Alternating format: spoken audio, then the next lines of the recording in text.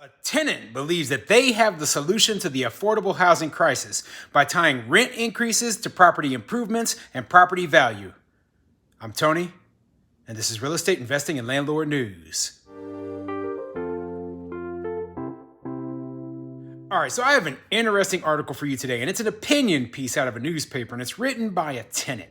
And this tenant thinks that they have the perfect solution to the affordable housing crisis, the way to keep rents low. Because you know what? It is such an easy problem to solve. And who the main cause of the problem is? It's not the markets, it's not government regulation, it's the landlords. The landlords are out there price gouging, and we have to keep them in check. Just them.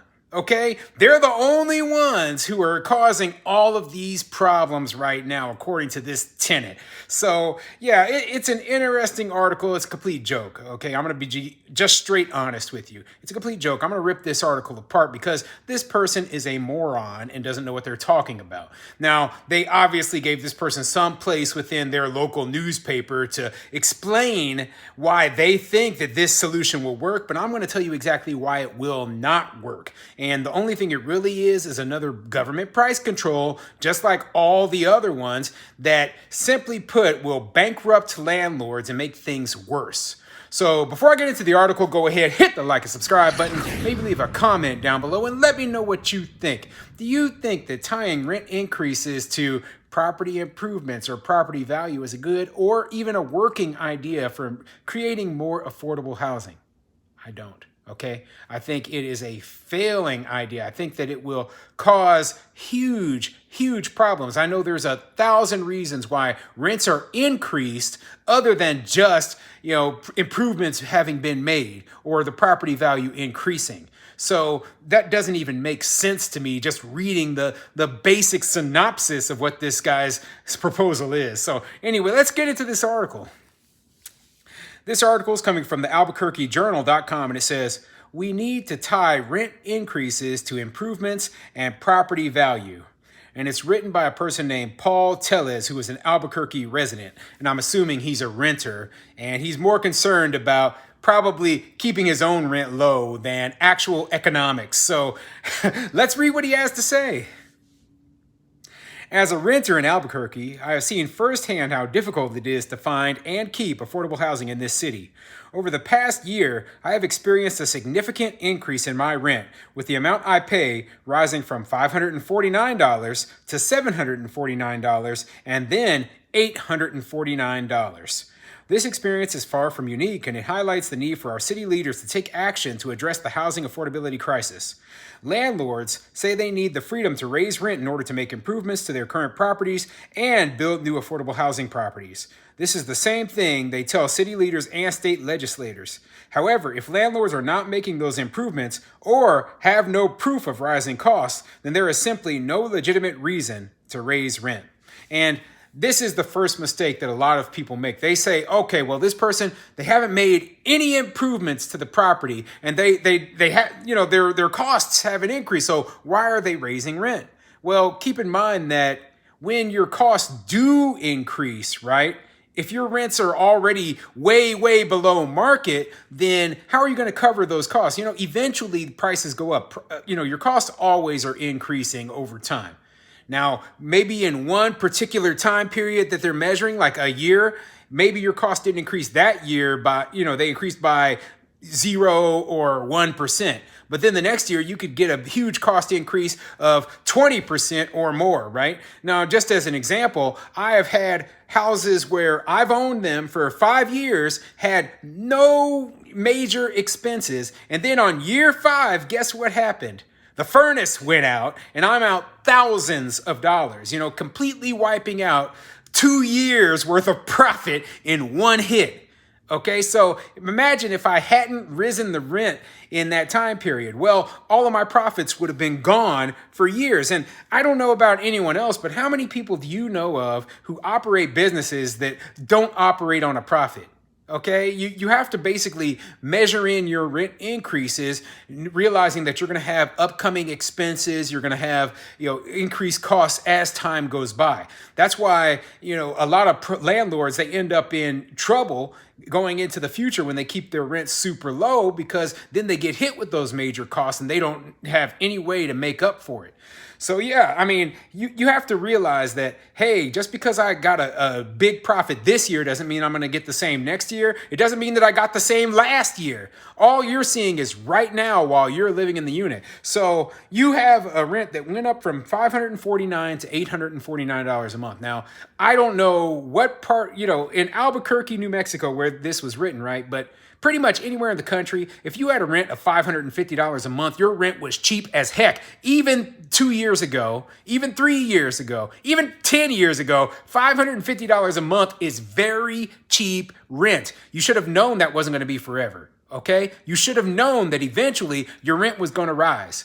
And you shouldn't be upset about the fact that, hey, your rents finally started returning to where they should be, up at $849 a month. Now, you didn't mention whether you have a new landlord or not, a new person bought that property, because keep in mind, when a new person buys a property from the old owner, they're buying it with a new set of financing. They're buying it with a new set of expenses, which includes insurance, new maintenance people, and probably new property management, etc. So my costs could be much, much higher than the previous owner who had owned the building for 20 years and maybe didn't have a payment on it, because I have a loan. I have a different property management company that might pay more. I have to pay for, switching my name over to cover the utilities now. I have to put a deposit down with them. That costs me money. Just keep in mind that my expenses are going to be higher than the previous owner. So that's one of the reasons why a lot of new owners raise rents when they buy a property. But you don't know any of that because you're a renter and you don't understand how our businesses operate. So let me continue. It sounds like a convenient excuse used to take advantage of our desire to provide affordable housing. If it is legal for property owners to raise rent anytime they want, how will the rent on these units that are subsidized by taxpayers ever remain affordable in the long term? This is unsustainable and would be a waste of taxpayer money, worthy of investigation or audit. A law should be passed so that rent increases should be tied to improvements in the property.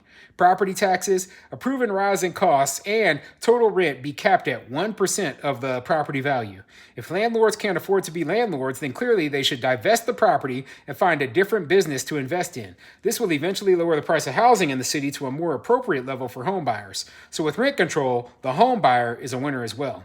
And you think that the markets work this simply where, we're going to just cap their rents so that there's only going to be a 1% cap on the rent that they can increase to. So yeah, that'll perfectly solve the problem, right? And you can only increase it based on the property value or improve. No, that won't solve your problem at all. Instead, what you're going to see is that people aren't going to make improvements.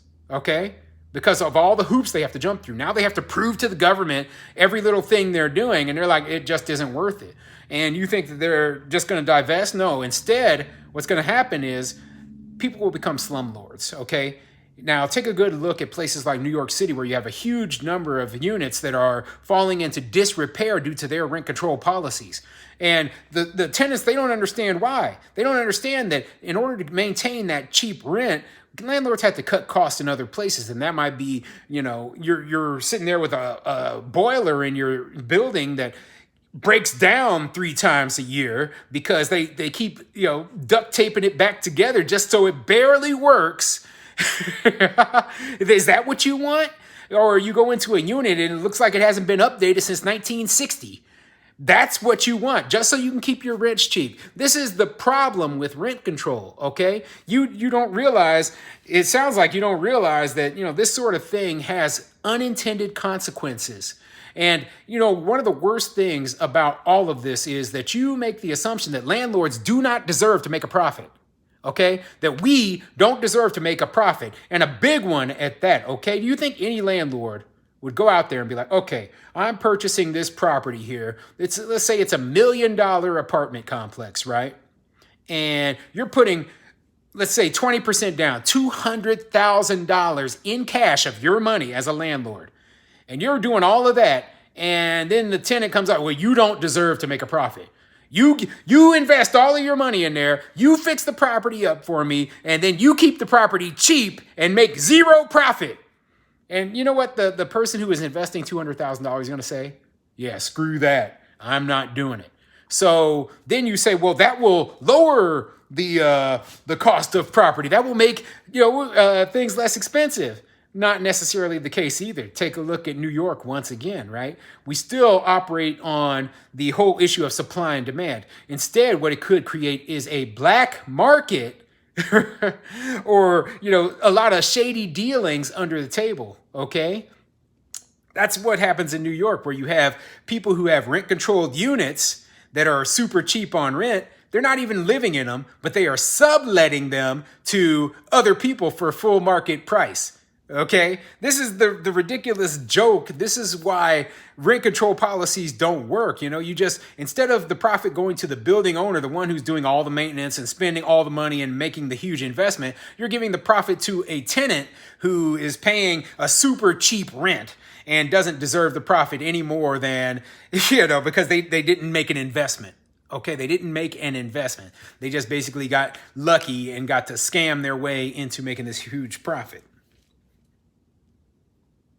Landlords seem to feel if the tenant cannot afford the increases, they should find different housing. But that is not a sustainable option in the environment that has been created by the landlords. I have not seen any improvements to my complex even when my rent was raised. In fact, there is a homeless man or men living in the alley behind the complex, along with what appears to be stolen property, and my complaints to the landlord and city police have fallen on deaf ears. So then we get into it. This has to do with this tenant's personal situation. Okay, his rent has increased, and yet he hasn't seen any improvements. But do you know what improvements you can't see? You can't see the landlord coming in there and putting in a brand new sewer line, okay, that goes to the building. You can't see that sort of thing. You can't see the landlord when they, completely repave a parking lot to an apartment complex. That costs thousands of dollars. That is an improvement, is it not? What about the new roof that the landlord put on the building? Inside your unit, but you'll notice that there aren't any water leaks anymore, huh? Think about these sort of things. These are major projects. They cost thousands of dollars. Maybe you didn't personally see any improvements inside your unit, but these improvements were made nonetheless. And like I said, the other expenses for the landlords have increased. Now, property taxes go up every single year. Utility costs go up every single year.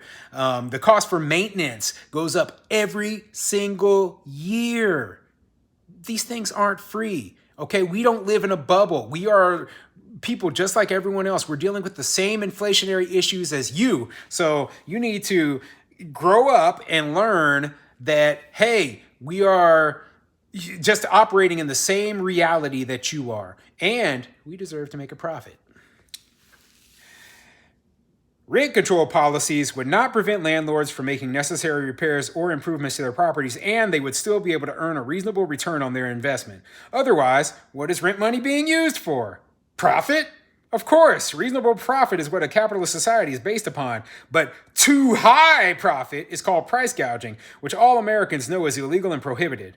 A new law may need to be passed to specifically prohibit price gouging for rent, which should include authority to provide oversight and make it easier for tenants to sue landlords who don't comply with basic laws. Price gouging is an illusion, okay? There is only the free market. There is no law against price gouging. Either that or companies like Nike, which manufacture their shoes for like $3 and then sell them for like $300, wouldn't even exist. Okay? And simply put, we live in a world of supply and demand. If a person came up to you, right? And I like to use this example for a price gouging. I recently read an article about this man in Arizona who rented his house to Rihanna, right? The famous singer Rihanna, for $500,000 for 1 month so that she could stay in Paradise Valley, Arizona in this mansion for the Super Bowl, okay? So she wanted to rent this mansion so bad. The house wasn't even for rent. She walked up there and paid this guy $500,000 just to stay there. Now, even in I believe this was a $7 million mansion, right? Even for a $7 million mansion, that is very high rent that she would paid for this guy. Now, would you consider that gouging? No, because she was 100% willing to pay that amount. He was willing to accept that amount. The two worked out a contract between each other and everything was fine. Okay. Now, on a smaller scale, if I am a landlord and there are thousands of tenants out there willing to pay me $1,000 a month for rent for my place, why would I charge $500 a month just to keep this guy over here housed? That's not my responsibility. It's his responsibility to make sure that he has housing. If he can't afford the $1,000 that everyone else is willing to pay, that is his fault. Now, that is what the market says. The markets, they determine the price. If I gouged my price, like let's say that the average rents for your type of property is $1,000 a month, and I came up, I want $2,000. Nobody's going to pay $2,000. Nobody, because they're like, that's too much. Okay, that's stupid, and I would have to lower my rents just to get somebody in there, or it would be sitting empty. That is the truth, okay? So price gouging does not exist. Now, you know what? I think that you are mistaken in almost everything that you say. You have no concept whatsoever of running a business. You have no concept whatsoever of what landlords deal with. And you know what? Your article is a complete joke. So your plan, your idea, we'll just throw it in the trash with the other garbage that we've read today.